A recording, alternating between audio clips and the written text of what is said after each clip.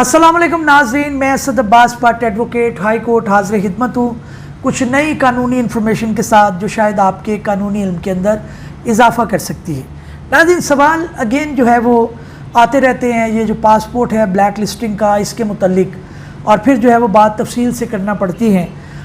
बात रिपीट भी हो सकती है, शायद मैंने पहले किसी व्लॉग में की भी हो, लेकिन आज मैं तफसील से ये बात करना चाह रहा हूँ, ये पॉइंट मैं आपको एलेबोरेट करना चाह रहा हूँ। दोस्त जो कॉल करते हैं, मैसेजेस करते हैं, उनका ये मौक़िफ़ होता है कि जनाब हम एक बाहर के मुल्क गए, लेट्स सपोज़ दुबई गए, टर्की गए, अपना जर्मनी गए, ऑस्ट्रेलिया गए, इटली गए, जहाँ भी गए, हम वहाँ से किसी वजह से डिपोर्ट हो गए, हम वापस आए, हमने नया पासपोर्ट अप्लाई कर लिया, हमारा पासपोर्ट किसी भी ऑब्जेक्शन के बग़ैर बना दिया गया। तो उसके बाद उन्होंने किसी दूसरे मुल्क के लिए अप्लाई किया, तो जाहिर है वहाँ से उनका वीज़ा लग गया। अब वो सवाल उनका ये है कि जनाब हमारा जो डाटा है, अगर वो ब्लैक लिस्ट का किसी डिपार्टमेंट के पास होता तो हमारा पासपोर्ट क्यों बनता, या हमें जो है वो दूसरा मुल्क वीज़ा क्यों देता। देखिए, बड़ा अच्छी बात है ये जो पासपोर्ट इनका बन जाता है। कुछ लोग तो पासपोर्ट ऑफिस के अंदर से मैनेज भी करवा लेते हैं, कोई तल्लुकात से, कोई ले दे के वो अपना पासपोर्ट बनवा लेते हैं, और उसके बाद वो किसी दूसरे मुल्क के लिए अप्लाई करते हैं, उनका वीज़ा भी लग जाता है। ये बात ठीक है, लेकिन सवाल ये है कि क्या वो जा सकेंगे या नहीं। आपने पासपोर्ट बना लिया, वो एक कागज़ का टुकड़ा है, आपने उसके ऊपर वीज़ा लगवा लिया किसी मुल्क का, वो भी वैलिड है, लेकिन आप एयरपोर्ट से चढ़ेंगे तो जाएंगे आगे। जैसे ही आप चढ़ने लगते हैं तो वो आपको ऑफलोड कर देते हैं और कहते हैं भाई आप ब्लैक लिस्ट हैं, आप मुल्क से बाहर नहीं जा सकते। अब इसकी वजह क्या है?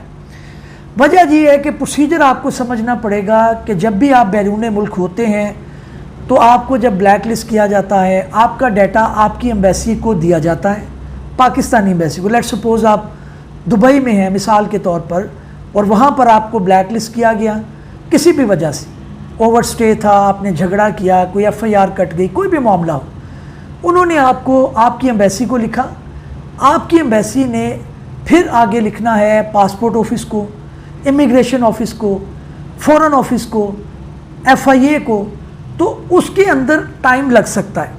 जब आप वापस आए पाकिस्तान के अंदर, आपने अप्लाई किया अपना पासपोर्ट, वो पासपोर्ट आपका बन गया, उस वक्त तक आपका डाटा नहीं आया था पासपोर्ट ऑफिस के पास, इसलिए आपका पासपोर्ट विदाउट कोई ऑब्जेक्शन बन गया। जैसे ही आपने बनाया, उसके बाद आपने दूसरे मुल्क में अप्लाई किया, उसका वीज़ा भी लग गया, क्योंकि किसी दूसरे मुल्क के पास आपका डाटा नहीं है। पहले आप दुबई में थे, अब आपने इटली का लगवा लिया, इटली का वीज़ा आपको लग गया, या दुबई के अंदर आपने जो है वो लगा लिया, उम्रे का वीज़ा लगवा लिया, लग गया।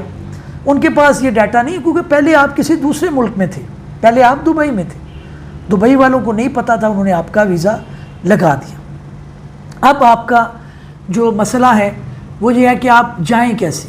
जाना तो आपने एयरपोर्ट के ज़रिए है, या आप दूसरे जो हमारे बॉर्डर्स हैं वहाँ से आप क्रॉस करेंगे, वहाँ पर भी आपका जो है वीज़ा चेक होगा, आपका पासपोर्ट का डाटा मौजूद होगा, तो लिहाजा आप निकल नहीं सकते।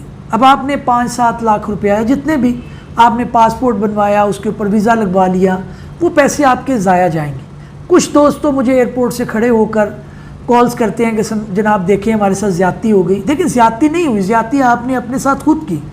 बाहर जाने के चक्कर में, बाहर जाने के शौक़ में, बाहर जाकर जो है डॉलर्स कमाने की ख्वाब में, अच्छी बात है आप जाएं, लेकिन कानूनी रास्ता अडॉप्ट करें। हाई कोर्ट के अंदर एक रिट फाइल करें, उसके अंदर सारे इदारों को पार्टी बनाया जाएगा, और उसके बाद सारे इदारे पाबंद होंगे उस कोर्ट के ऑर्डर के जो आपको बाहर भेजे। पहले भी मैं कह चुका हूँ, कोर्ट आपको ये नहीं पूछता आप पहले कहाँ थे, आपको कोई नहीं पकड़ेगा। आपको जो पहले पकड़ना था, जुर्माना आयद होना था, वो हो चुका। अब आप इस प्ली में जाते हैं कि जनाब मुझे जाने दिया जाए, 5 साल तक मैं पाकिस्तान में बैठकर क्या करूँगा। उसके अंदर कई कानूनी पॉइंट्स भी होते हैं, वो भी हम कोर्ट को एलेबोरेट करते हैं कि आपको ठीक तरीके से ब्लैक लिस्ट नहीं किया गया, इसके अंदर मुख्तलिफ इदारों की अप्रूवल चाहिए थी, वो भी नहीं ली गई।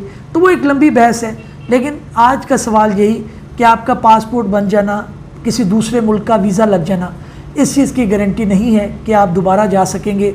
आपको फिर रोक लिया जाएगा, आपको फिर जो है वो ऑफलोड कर दिया जाएगा, और आपकी मेहनत की कमाई और सारी मेहनत जो है वो एफ़र्ट ज़ाया जाएगी। उम्मीद है काविश पसंद आई होगी। चैनल को सब्सक्राइब कर लें। अगले वीलॉग में मिलते हैं। Thank you.